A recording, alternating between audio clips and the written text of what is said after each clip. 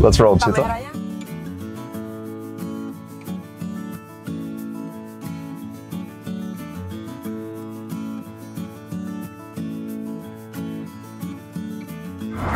Alright guys, so the team set me a challenge. I've got 50,000 rupiah and I'm going to have to create a dish. I'm going to have to buy my ingredients at the traditional market today in Jakarta and come up with something back at home.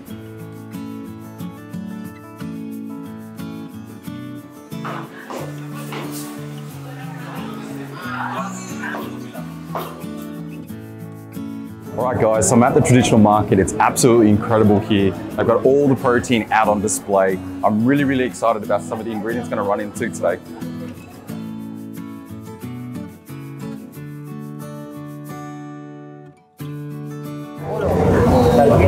How much? Is that a kilo? I don't know. Just for one. It's 70. Yeah, for 1 kilo.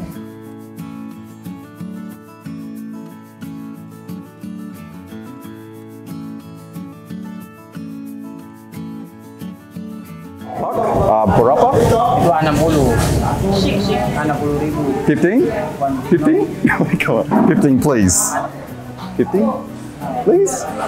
Please. 15 for this one? 60 saja. Okay. Makasih ya. Makasih ya.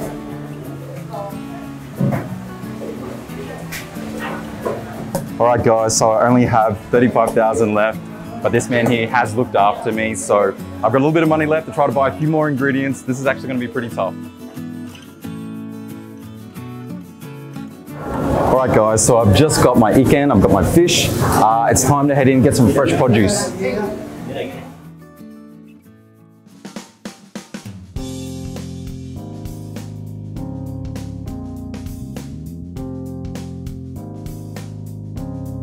Yeah, no, the water spinach is good. Alright. And satu? And satu. How do I say cheap? How do I say can you do it for me? How do I say can you do it for me cheap? Kasih murah. Kasih murah? Ya, makasih ya. What do you say?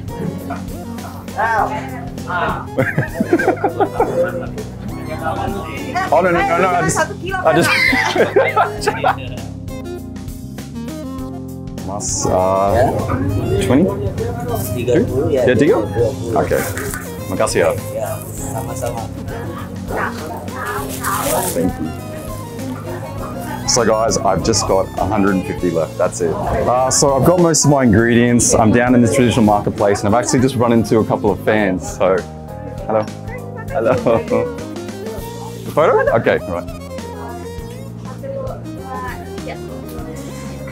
Thank you. Sama-sama. Alright guys, so I've only got 15,000 left. I'm going to do a few more rounds, see if I can pick up anything else.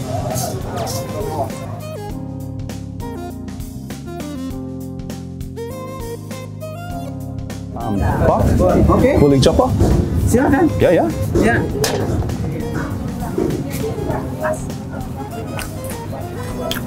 So the little prawns, very salty, but they're really going to increase, I've got an idea, I'm going to make like a seafood broth and I feel like it's really going to increase the seafood flavour. How do I say, I only want a handful. Pak, have 100 gram, makasih, and 3. Okay. Yeah.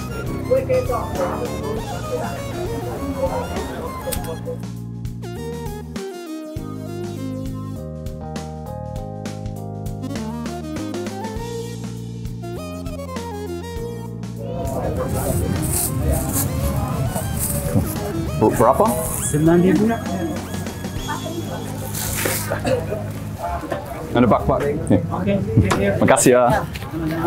Alright, so I've just got 5,000 left, that's it, but I really don't know if there's too much more I can do, but I'm pretty happy with what I picked up today. So I've only got 5,000 left, and funny enough, I've come across this place called Kuleka. Now this actually has a Dutch influence, and being Dutch Indonesian, this is actually quite a cool find. So ku means cake, and leka obviously means good, so this should be a good cake. Pak, satu?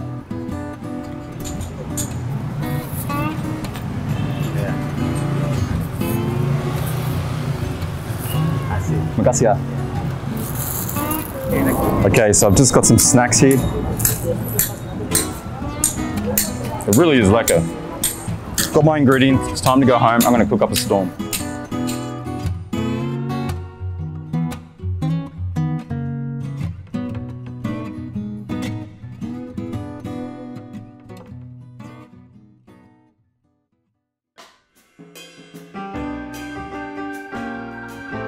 All right guys, so just arrived back from the marketplace. We've got our karapu here, we've got our kangkung here, we've also got some chilies, tomatoes, garlic, shallots, and then these beautiful little limes that we purchased.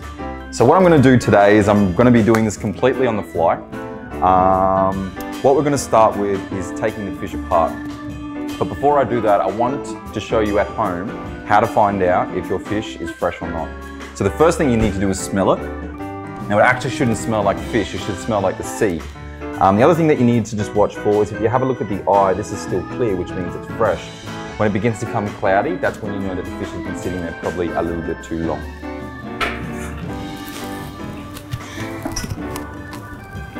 So it's really, really important that when you're filleting fish, that you always work away from your body. So the first thing you're gonna need to do is just take your knife and make like a semicircle incision just behind the head. You'll actually hit the bone, you'll feel it. From there, you then want to run your knife almost flat, like I was saying before, away from the body.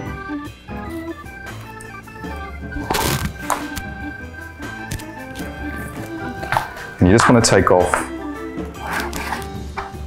the fillet.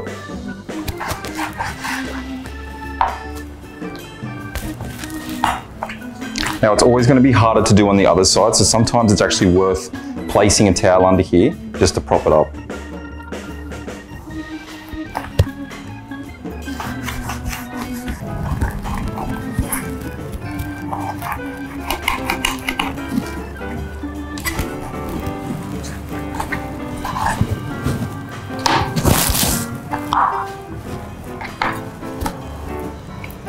Okay, so we've taken off our fillets. It's a relatively small fish. What we want to do is now just clean this fillet up. So we're just going to remove that belly fat there.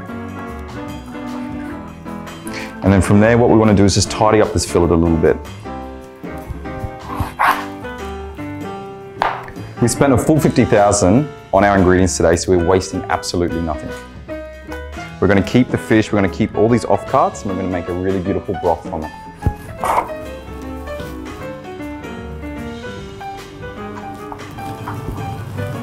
Okay, so I've tidied that fillet up. I'm really happy with it.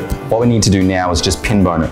And the way to find bones is you actually go in the opposite direction of the flesh of the fish. And the bones will actually poke your fingers. Just to make sure that when you remove the bones, you pull in the same direction that it's inserted. Otherwise, you're at risk of actually destroying the flesh.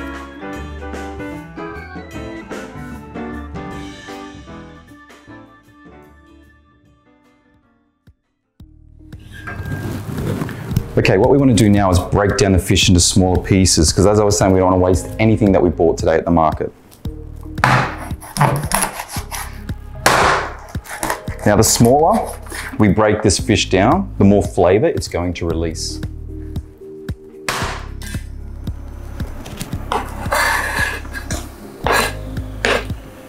Now what you want to do is when you add your fish bones, you actually don't want to add any oil or anything like that. There's already enough fat content in the fish. And what we actually want to do is get the fish to start to stick to the bottom of the pan, get that really heavy caramelization, and that's what's going to release all the flavor. Once we've got the heavy caramelization, that's when we'll start adding water. All right, so we've got some really heavily caramelized fish in there at the moment, sticking to the bottom of the pan. That's exactly what we're after. So now we're going to deglaze it. Now the more times that you fill this up and reduce it, the more intense the flavor is going to be. Also with the proteins that have started to stick to the bottom, don't worry, the water will actually loosen them off, and like I was saying before, this is going to add tons of flavor to the broth. Okay, so something else I picked up at the markets were these beautiful little dried shrimps. Now, they're very, very salty, so what I've had to do is actually just rinse them with a little bit of water. I'm going to add that to the broth, and it's just going to help with the seafood flavor. Now it's really important that we wash the dried shrimps at the start, because if we don't, by the time we reduce this, the broth will just be a little bit too salty. All right, so now we need to add the aromats to the actual broth. So we're going to take some of these beautiful chilies. Now, if you like heat, don't remove the seeds. If you're a little bit shy with your chili levels, then probably just discard the seeds.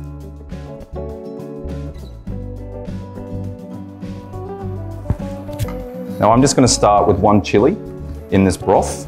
I'm going to taste it as we go, and if I feel like it needs a little bit more heat, I'll add a little bit more chili. Next thing I'm going to do is take some of these tomatoes, which are going to add a little bit of sweetness to the broth as well. So it really doesn't matter the shapes that you cut these tomatoes into. As I was saying, at the end of this, we're actually going to strain the broth off. So it's going to just basically catch all the clumps, and this will be a really nice, clean, silky broth. Okay, so the tomatoes go in.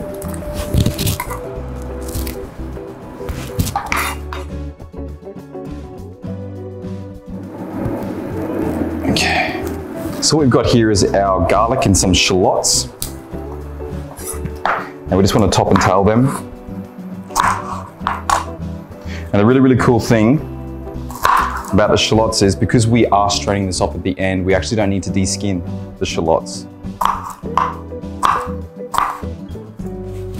Literally wasting nothing. Same for the garlic. Just to help release the flavor, just crush it. Okay, so I'm going to start cooking my fish. What I'm going to do is I'm just going to remove my broth from the induction cooker, just place it on the stove because it needs to keep reducing just a little bit longer.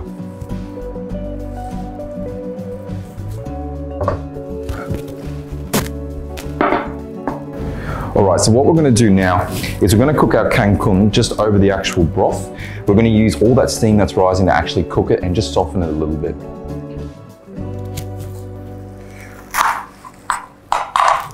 So we'll just place it in our strainer, like so.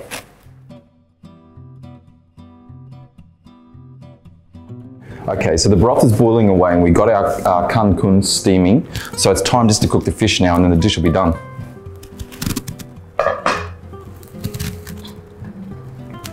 So we're just going to add a little bit of oil, not too much. Just move it around the base of the fry pan.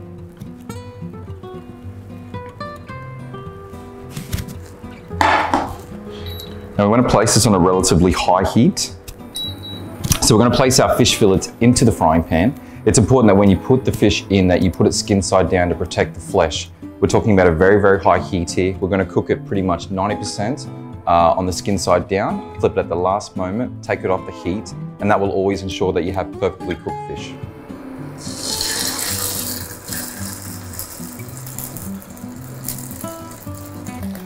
So as you can see, what I'm actually doing is just holding down the fillets so the skin is always in contact and it stops the fish also from curling. I would say, so I've seen that the fish used to be translucent. It's starting to go more of an opaque color just up the sides. It's almost cooked the whole way through. It's time now just to flip. Taking that off the heat, and then we just let it rest and sit there. Okay, so the fish is just resting. It's going to continue cooking through because it's a very delicate protein. Now we just need to season. And you always season your proteins at the end, because seasoning too early will actually pull moisture out of the protein.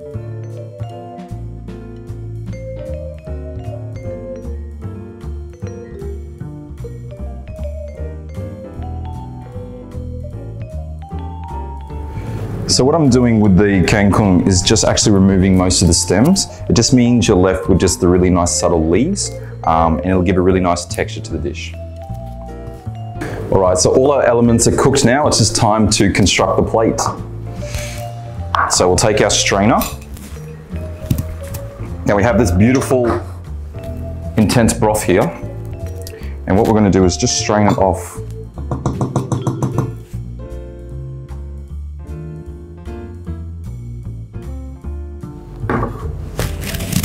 Now we've just strained that off, so it's really nice, silky smooth.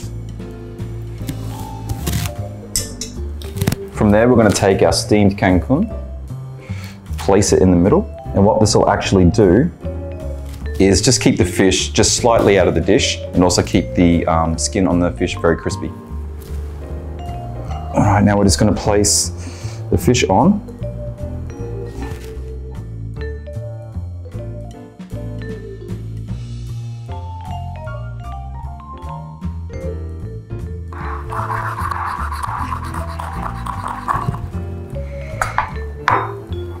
garnish with a little bit more chili because I love my heat.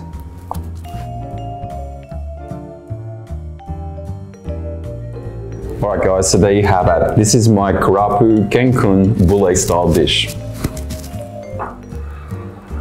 So we've got our pan-fried karapu there, then underneath we've got some beautiful steamed Cancun, and then we've got a really nice seafood broth that's got a real zing to it, and also the prawns brought a lot of saltiness as well. Now this is something that you could feed your family, and it's also very, very healthy at the same time. So there's nothing left to do now guys, other than taste it.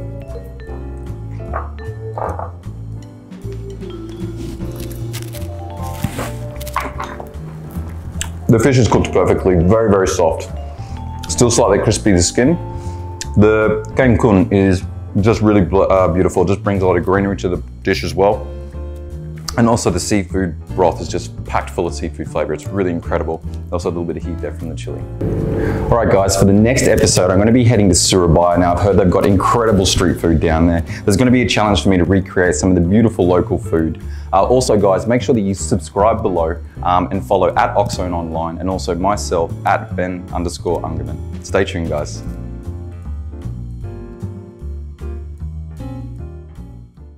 Oxone, be a chef for your home.